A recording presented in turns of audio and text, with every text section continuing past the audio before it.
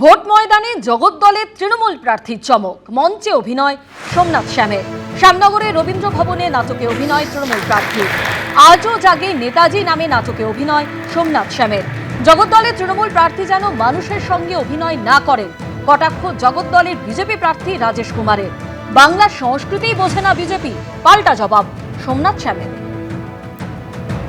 যারা আজকে আমাকে আহ্বান করে আপনাদের মধ্যে ঢুকিয়ে এনেছেন এবং আজকে 23শে জানুয়ারি অ্যাকচুয়াল কার্যকলাপ তো লোকের যা দেখছি কি শুধু ক্রাইম ক্রিমিনাল অ্যাক্টিভিটিজ, লোকজনকে শাসানো, ভয় দেখানো, গুন্ডাগর্দি করা, তোলাবাজি করা, ঘুষ নেওয়া, কমিশন নেওয়া, মানুষের কাজ হতে না দেওয়া, মানুষকে পরেশান করা।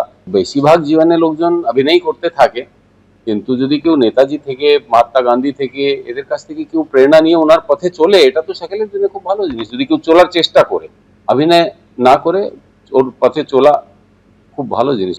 নাটকের মাধ্যমে এটা বলতে চাই যে এই যে বাংলা, এই বাংলার কৃষ্টি সংস্কৃতি, যারা বহিরাগতরা এসে এই বাংলার কৃষ্টি সংস্কৃতিকে নষ্ট করার চেষ্টা করছে, যারা বঙ্কিমচন্দ্রকে বলে বঙ্কিম দা, যারা সঠিকভাবে রবীন্দ্রনাথের উচ্চারণ করতে পারে না, সেই মানুষগুলো আজকে আমাদের বাংলায় এসে বাংলার কৃষ্টি সংস্কৃতিকে নষ্ট করতে চাইছে।